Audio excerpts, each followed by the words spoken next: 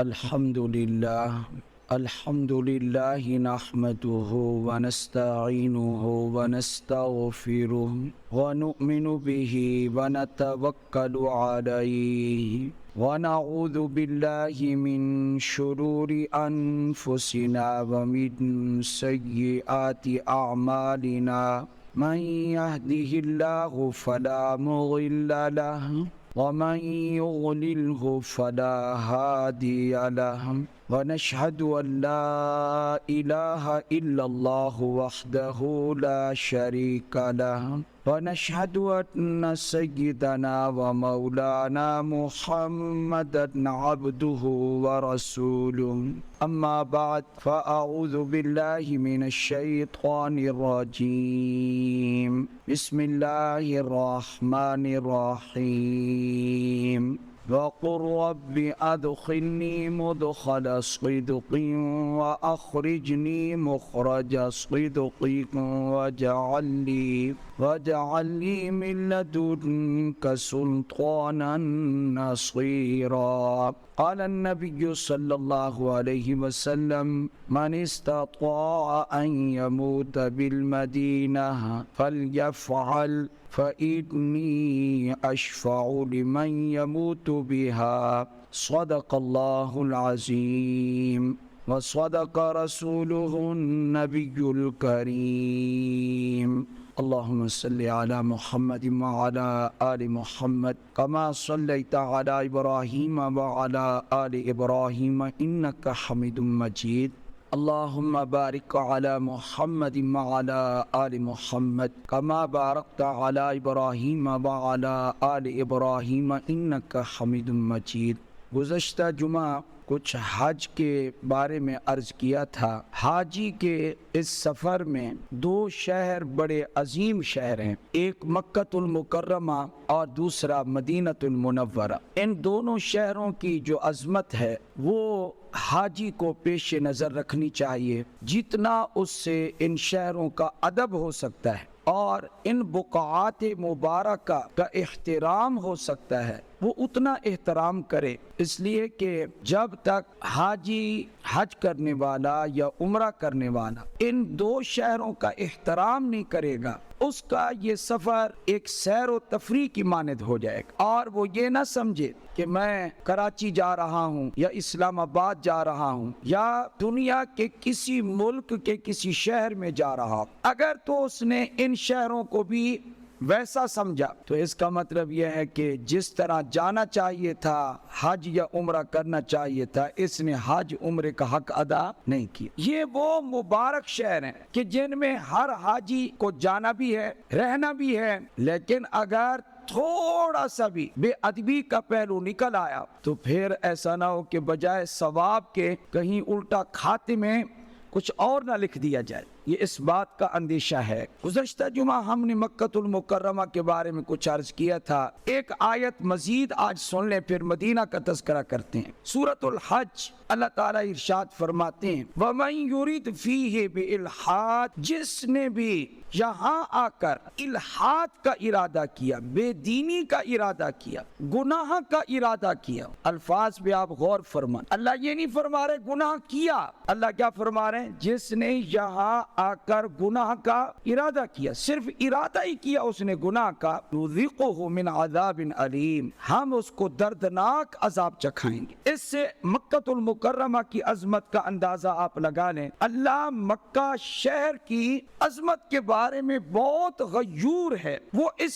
شہر کی بے ادبی کو برداشت نہیں کر سکتا، اور جو لوگ وہاں رہتے ہیں ان پر واجب ہے، پوری دنیا کے مسلمانوں پر واجب ہے اس شہر کا احترام اور اس کی تعظیم. ورنہ اس شہر کا احترام نہ کیا تو یہ آیت سامنے رکھیں. اللہ فرماتے نذقہ من عذاب علیم، اللہ تعالیٰ معاف فرمائے. اب اگر کوئی گیا اور وہاں بھی اس نے جھوٹ بول دیا، وہاں بھی اس نے بد نظری کو جاری رکھا، وہاں بھی اس نے مکہ المکرمہ کی پاک فضا میں قصے کہانیاں سنا کے جھوٹ موٹ بول کے اور مجالس مجالس کو گرم رکھا تو آپ اندازہ لگائیں کہ پھر اس کا سفر کیسا سفر ہوگا۔ آگے والا جملہ میں نہیں بولتا، اللہ جل جلالہ نے اس شہر کی جو عظمت قرآن پاک میں بیان کی ہے وہ اتنی کافی ہے کہ اللہ نے مکہ المکرمہ کی قسم کھائی، لا اقسم بہذا البلد، میں اس شہر مکہ کی قسم کھاتا ہوں، والتین والزیتون وطور سینین وہذا البلد الامین۔ اللہ نے فرمایا میں اس شہر مکہ کی قسم کھاتا ہوں، چار چیزوں کی قسم ہے، انجیر کی قسم، زیتون کی قسم، طور سینا کی قسم، اور فرمایا اس امن والے شہر کی قسم۔ یہ تو مکہ المکرمہ کا احترام ہم نے گزشتہ جمعہ بھی ذکر کیا، آج بھی تھوڑا سا آپ نے سن لیا۔ مدینہ طیبہ کیسا شہر ہے اور اس کی عظمت کیا ہے؟ اس کی عظمت کا اندازہ آپ یہاں سے لگائیں کہ دنیا بھر میں سب سے پہلی باقاعدہ اسلامی حکومت نبی پاک صلی اللہ علیہ وآلہ وسلم نے قائم فرمائی، اور وہ اسلامی حکومت جس شہر میں آپ نے اس کی بنیاد رکھی اور آپ نے اس کو قائم فرمایا وہ شہر مدینہ المنورہ ہے۔ اسلامی حکومت کی ابتدا کہاں سے ہوتی ہے؟ مدینہ منورہ سے۔ اسلام کا مرکز، اسلام کا منبع اور اسلام کا چشمہ، اللہ تعالیٰ نے مدینہ طیبہ کو مرکزی حیثیت عطا فرمائی۔ ابھی مکہ المکرمہ بھی فتح نہیں ہوا، 8 سال بعد مکہ المکرمہ فتح ہوتا ہے۔ 8 سال پہلے اسلام کی حکومت، اسلامی حکومت کی جڑیں مضبوط ہو چکی تھی مدینہ طیبہ کے اندر، اس لیے مدینہ طیبہ اس کی ایک عجیب شان ہے۔ البتہ ایک بات ذہن میں رکھیں، وہ یہ کہ مسلمان کو مدینے سے بہت محبت ہے اور ہونی بھی چاہیے، ایمان کا حصہ ہے، ہونی بھی چاہیے۔ ابھی میں کچھ اس کا ذکر خیر کروں گا، لیکن ایک بات میں واضح کر دینا چاہتا ہوں، وہ یہ کہ سب سے زیادہ فضیلت والا جو شہر ہے وہ مکہ المکرمہ۔ اس پر علماء نے اپنی طرف سے نہیں کہا بلکہ حدیث پاک میں آیا ہے، وہ یہ کہ جب نبی کریم صلی اللہ علیہ وآلہ وسلم ہجرت کر رہے ہیں تو آپ علیہ الصلوۃ والسلام مدینہ طیبہ کی طرف عازم میں سفر ہو رہے ہیں، مکہ چھوڑ رہے ہیں، تو اس وقت آپ علیہ الصلوۃ والسلام نے مکہ کی طرف رخ کر کے کیا فرمایا؟ واللہ انک لخیر ارض اللہ واحب ارض اللہ الی اللہ۔ آپ علیہ السلام نے فرمایا اے مکہ، میں قسم کھا کے کہتا ہوں تو اللہ کی ساری زمین میں سے بہتر بھی ہے اور اللہ کو محبوب بھی ہے، اور ساتھ ہی فرما دیا کہ اگر میں یہاں سے نکالا نہ جاتا تو میں کبھی اس شہر سے نکلتا نہ، اس شہر میں ہمیشہ رہتا۔ اس لیے علماء کی اکثریت اس بات پر قائم ہے کہ شہروں میں سب سے زیادہ فضیلت والا، عظمت والا، اول نمبر پر فضیلت کے اعتبار سے وہ کون سا شہر ہے؟ مکہ المکرمہ۔ اس کے بعد پھر مدینہ طیبہ ہے۔ مدینہ طیبہ کی اپنی ایک شان ہے۔ نبی کریم صلی اللہ علیہ وآلہ وسلم نے مکہ چھوڑا، اللہ کے حکم سے چھوڑا، لیکن جس شہر کا رخ کیا وہ بھی اپنی مرضی سے نہیں، اللہ نے حکم دیا تھا کہ آپ مکہ سے سیدھا کدھر جائیں؟ مدینہ جائیں۔ وہاں جا کر جتنے صحابہ وہاں گئے تھے، مہاجرین، بہت سارے وہاں جا کر مدینہ کی پرانی عادت کے مطابق بیمار ہو گئے۔ مدینہ میں بخار بہت زیادہ ہوتا تھا۔ مدینہ طیبہ کو مدینہ کہتے ہی نہیں تھے لوگ، مدینہ کا پرانا نام یثرب ہے، یثرب۔ آپ صلی اللہ علیہ وآلہ وسلم نے فرمایا آج کے بعد اس کو کوئی یثرب نہ کہے، منع فرما دی۔ پرانا نام بتانے کے لیے صرف ہم نے ذکر کیا، قرآن کریم نے بھی وہ پرانا نام ذکر کیا، یا اہل یثرب لا مقام لکم۔ حضرت صدیق اکبر رضی اللہ تعالی عنہ بخار میں، حضرت بلال رضی اللہ تعالی عنہ بھی بخار میں، اور بخار بھی کوئی تھوڑا نہیں، شدید ترین بخار ہو گیا۔ حضرت بلال رضی اللہ تعالی عنہ نے بھی اکثر وقت کہاں گزارا تھا؟ مکہ میں۔ حضرت صدیق اکبر تو وہاں کے سرداروں میں شامل تھے۔ جب بخار زیادہ ہوا تو حضرت بلال رضی اللہ تعالی عنہ نے مکہ کے کافروں کو برا بھلا کہا، برا بھلا یعنی جس طرح ہم گالی دیتے اس طریقے سے نہیں، یعنی یہ مشرک ہیں، یہ کافر ہیں، انہوں نے ہمیں وہاں سے نکالا ہے، اگر یہ نہ نکالتے ہم ادھر نہ آتے اور ہمیں بخار نہ ہوتا۔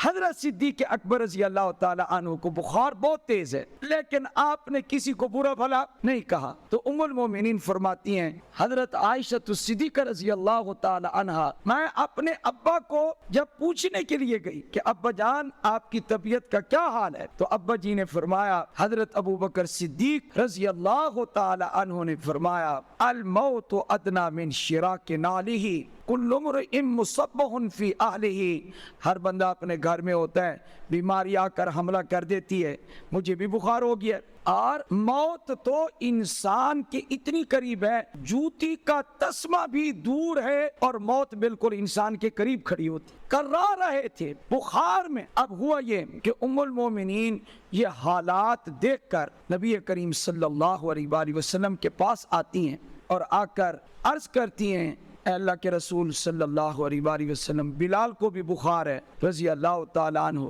میرے والد ابو بکر صدیق رضی اللہ تعالیٰ عنہ کو بھی بخار ہے، آپ دعا فرمائیں۔ آپ علیہ السلام نے جو دعا فرمائی وہ یہ، اے اللہ اس وبا کو، اس حما کو لے جا، جوفا لے جا، جوفا۔ وہ جوفا کیا تھا؟ یہودیوں کی ایک بستی تھی، مدینہ منورہ سے دور تھی۔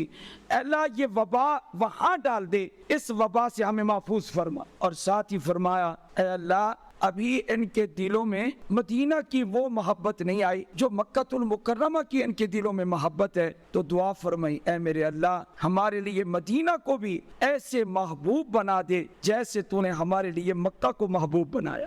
اللہم حبب الینا المدینہ کا حبنا مکہ، اے اللہ ہمیں ایسی محبت نصیب فرما، کس کی؟ مدینہ طیبہ کی، جیسے تو نے ہمیں مکہ کی محبت نصیب فرمائی۔ ایک موقع پر آپ کی دعا مدینہ کے لیے کیا ہے؟ اے اللہ جیسے ابراہیم علیہ السلام نے مکہ کو حرم بنایا، یعنی انہوں نے دعا کی، ان کا حرم ہونا ظاہر ہوا، اے اللہ میں دعا کرتا ہوں مدینہ کے لیے کہ مدینہ طیبہ کو بھی حرم بنا دے۔ اللہ نے دعا کو قبول فرمایا، جیسے مکہ حرم ہے اسی طرح مدینہ بھی حرم ہے۔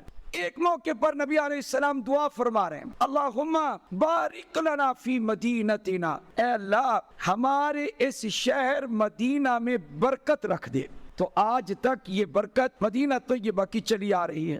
ایک موقع پر یہ فرمایا، اللہم بارک لنا فی مدنا وبارک لنا فی صائنا، اے اللہ اس کے چھوٹے پیمانوں میں بھی برکت پیدا فرما، اس کے بڑے پیمانوں میں بھی برکت پیدا فرما۔ آپ حضرات کو میں ایک حدیث سناتا ہوں۔ آپ علیہ السلام نے فرمایا، من استطاع ان یموت بالمدینہ، جو آدمی اس کی طاقت رکھتا ہو، اسباب اختیار کر سکتا ہو، کس بات کے؟ کہ ان یموت بالمدینہ، کہ وہ آ کر مدینہ میں مرے، ایسے اسباب اختیار کرے کہ زندگی آخر اس کی کہاں گزرے؟ مدینہ میں، اور اس کی موت مدینہ میں آئے۔ تو آپ علیہ السلام نے فرمایا، فَلْيَفْعَلْ، اگر کوئی ایسا کر سکتا ہو، اس کے کوئی اسباب ہوں اور وہ وہاں جا کے کچھ سال رہائش پذیر ہو سکتا ہو عمر کے آخری سال، اور اس نیت سے قیام کرے کہ مجھے موت مدینہ میں آئے، آپ علیہ السلام نے فرمایا فَلْيَفْعَلْ، اس کو چاہیے کہ ایسا کر لے۔ کیوں؟ آگے وجہ ارشاد فرمائی، فرمایا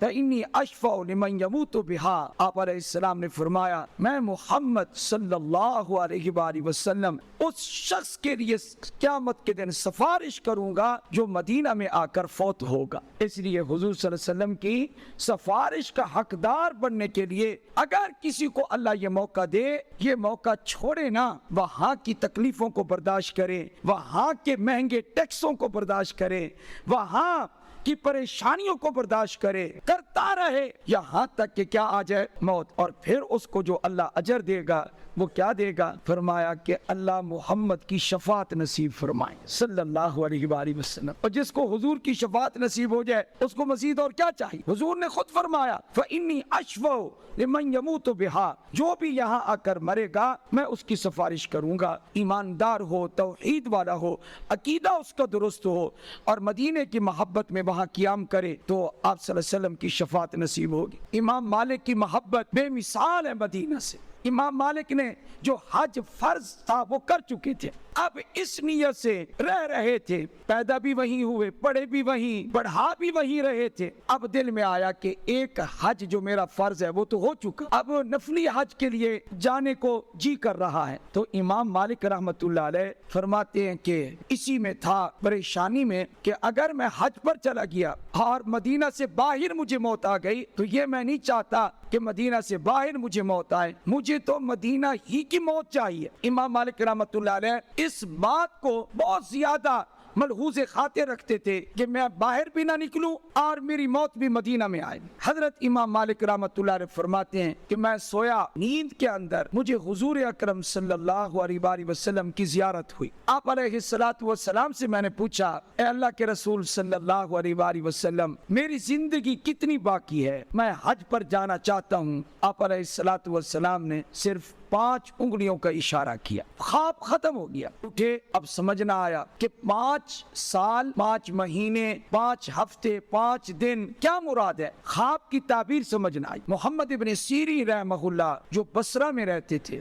آدمی بھیجا، ان سے پوچھو، نام نہیں بتانا۔ محمد ابن سیرین بڑے تابعین میں سے تھے۔ فرمایا، آدمی پہنچا، ایک آدمی کو خواب آیا، ایسے ایسے خواب آیا، پوچھا اور اشارہ فرمایا نبی علیہ السلام نے 5 انگلیوں کا، کیا تعبیر ہے؟ انہوں نے کہا کہ پہلے نام بتاؤ پھر میں تعبیر دوں گا۔ تو محمد ابن سیرین رحمۃ اللہ علیہ کو قاصد نے یہ جواب دیا کہ جی نام بتانے سے منع کیا گیا ہے۔ فرمایا، نام جب تک نہیں بتاؤ گے ہم تعبیر نہیں دیں گے، لیکن میرا دل مانتا ہے کہ روئے زمین پر ایسا خواب دیکھنے والا وہ مدینے کا امام مالک ہے۔ لیکن قاصد بھی بڑے پکے ہوتے تھے، سچے بھی ہوتے تھے، اس لیے وہ نام یا لاکھ سے کوئی جواب نہیں دیا، خاموشی اختیار کی، واپس آئے، کہا جی وہ تو نام پوچھتے ہیں، اچھا چلو نام بتا دو۔ فرمایا کہ 5 انگلیوں سے اشارہ نہ 5 سال کی طرف ہے، نہ 5 مہینوں کی طرف اشارہ ہے، نہ 5 دنوں کی طرف اشارہ ہے، نہ 5 ہفتوں کی طرف اشارہ ہے۔ سورہ لقمان کی آخری آیت میں 5 چیزوں کا ذکر ہے، اس آیت کی طرف اشارہ ہے۔ ان اللہ عنده علم الساعہ، قیامت کا علم صرف اور صرف اللہ کے پاس۔ وَيَعْلَمُ مَا فِي الْأَرْحَامِ، ماں کے پیٹ میں بچہ ہے، بچی ہے، عمر کتنی ہے، کتنا رزق ہے، سعادت مند ہے، بدبخت ہے، ان تمام چیزوں کو صرف اور صرف اللہ جانتا ہے۔ بارش کب آئے گی، کتنی آئے گی، اس کا علم بھی صرف اللہ کے پاس ہے۔ اور یہ آدمی آج کیا کما چکا ہے، اس کو پتا ہے، کل کیا کمائے گا، کتنا کمائے گا، اس کا علم سوائے اللہ کے کسی کے پاس نہیں۔ وَبِأَيِّ أَرْضٍ تَمُوتُ، زمین کے کس خطے پر کس انسان کو موت آئے گی، اس کا علم سوائے اللہ کے اور کسی کے پاس نہیں۔ یہ 5 ایسے علوم ہیں، یہ اللہ تعالیٰ کا علم غیب ہے، اور اس علم غیب میں کوئی دخل نہیں دے سکتا۔ آپ علیہ السلام نے فرما دیا کہ مجھے تمہاری عمر کا کوئی پتہ نہیں ہے، 5 سال ہے، 5 مہینے ہے، 5 ہفتے ہے، 5 دن ہے۔ ہمارا یہ جو اجتماع ہوتا ہے، اس اجتماع میں عقیدے کو دہرایا جاتا ہے۔ آپ نے کچھ سمجھا ہے کہ علم غیب صرف اور صرف اللہ کے پاس ہے۔ آپ صلی اللہ علیہ وسلم کی شان تمام فرشتوں سے زیادہ ہے، تمام انسانوں سے زیادہ ہے، تمام جنات سے زیادہ ہے، تمام نبیوں سے ہمارے نبی کی شان زیادہ ہے، لیکن اللہ کے برابر نہیں۔ یہ ہمارا عقیدہ ہے، اور وحدہ لا شریک لہ ہمارا عقیدہ ہے، لا الہ الا اللہ محمد الرسول اللہ یہ ہمارا عقیدہ ہے، ایاک نعبد و ایاک نستعین یہ ہمارا عقیدہ ہے، یہ ہم قرآن و حدیث کے مطابق ہمارا عقیدہ ہے۔ اس لیے ہم یہ رسم شسمیں، یہ وہ، ان چیزوں کے ہم قائل نہیں، نہ ہی ان چیزوں کو ہم نے دیکھا پڑھا کہ ان کا کہیں ذکر ہو قرآن و حدیث میں، کیونکہ ان چیزوں کا کوئی ذکر نہیں، یہ بندوں کے بنائے ہوئے کام ہیں، یہ اپنی طرف سے جاری کیے ہوئے ہیں۔ جو سچا دین مدینے والے نے ہمیں دیا، اس میں ان کا کوئی ذکر نہیں ہے۔ اس لیے ذرا سوچ کو بلند کریں، فراخ کریں، عقیدہ درست رکھیں، توحید کو اپنائیں اور بدعات سے بچیں، یہ ہر مسلمان پر فرض اور ضروری ہے۔ امام مالک رحمۃ اللہ علیہ نے حج کا ارادہ ترک کر دیا کیونکہ حج فرض نہیں تھا، لیکن دنیا نے دیکھا کہ بالآخر ان کی موت مدینہ ہی میں آئی، اور آج امام مالک کی جنت البقیع میں قبر موجود ہے۔ مدینہ کی فضیلت کے لیے یہ کافی ہے کیا کہ آدمی وہیں سے پیدا ہوتا ہے جہاں اس نے دفن ہونا ہوتا ہے، دفن وہیں ہوتا ہے۔ سمجھ لیا جائے کہ اس کی مٹی یہاں سے لی گئی تھی، جہاں سے انسان کا خمیر لیا جاتا ہے بالآخر وہیں پہ دفن ہوتا ہے۔ اب میری قبر کہاں بنے گی، آپ کی کہاں بنے گی، آپ کی کہاں بنے گی، جہاں سے خمیر لیا گیا۔ تو یاد رکھیں کہ مدینہ طیبہ کی فضیلت کے لیے اتنا ہی کافی ہے کہ مدینہ کی مٹی اتنی مبارک مٹی ہے، یہاں سے میرے نبی کا خمیر لیا گیا صلی اللہ علیہ وآلہ وسلم، یہاں سے ابو بکر صدیق کا خمیر لیا گیا، یہ وہ پاک مٹی ہے، یہاں سے حضرت عمر فاروق رضی اللہ تعالی عنہ کا خمیر لیا گیا، یہاں سے جنت البقیع میں دفن 10,000 صحابہ کا خمیر لیا گیا، امام مالک کا خمیر لیا گیا، تمام صحابہ جو وہاں موجود ہیں، حتیٰ کہ حضرت حسن جو حضرت علی رضی اللہ تعالیٰ عنہ کے بیٹے ہیں رضی اللہ تعالیٰ عنہ، وہ بھی وہیں دفن ہیں، ان کا خمیر بھی وہیں سے، حتیٰ کہ فاطمہ الزہرا رضی اللہ تعالیٰ عنہ کا خمیر بھی مدینہ کی مٹی سے، حضرت عائشہ الصدیقہ کا خمیر بھی مدینہ کی مٹی سے۔ اندازہ لگائیں کتنی پاکیزہ زمین ہے کہ پاکیزہ لوگوں کو اللہ نے اس زمین سے پیدا فرمایا۔ مدینہ کا آپ مقام سمجھیں کہ اللہ نے کیا اس کو عظمت بخشی ہے۔ خود نبی کریم صلی اللہ علیہ وآلہ وسلم کی عادت شریفہ تھی، جب آپ سفر سے واپس آتے تو آپ علیہ السلام مدینہ کے قریب پہنچتے تو اپنی سواری، چاہے وہ اونٹ ہوتا، چاہے وہ گھوڑا ہوتا، چاہے آپ کا دراز گوش ہوتا، آپ علیہ السلام مدینہ کے قریب آ کر پہلے آرام سے آپ معتدل چال سے آ رہے ہوتے تھے، جیسے مدینہ کے قریب پہنچتے تو مدینہ کے اشتیاق میں حضور صلی اللہ علیہ وسلم سواری کو تیز فرما دیتے تھے۔ مدینہ کا اپنا مقام ہے، اس کی تعظیم حاجی پر ضروری ہے، ہم سب مسلمانوں پر ضروری ہے۔ اور ایک عجیب بات آپ کو بتائیں، آپ علیہ السلام جب مدینہ میں داخل ہوتے تو آپ اپنے بٹن کھول دیتے، یہ سینے کے بٹن آپ صلی اللہ علیہ وسلم کھول دیتے۔ کیوں؟ اس لیے کہ مدینہ کی جو گرد ہے اس کا کچھ حصہ میرے بدن پہ پڑے۔ آپ علیہ السلام کو مدینہ کی مٹی سے بھی محبت تھی۔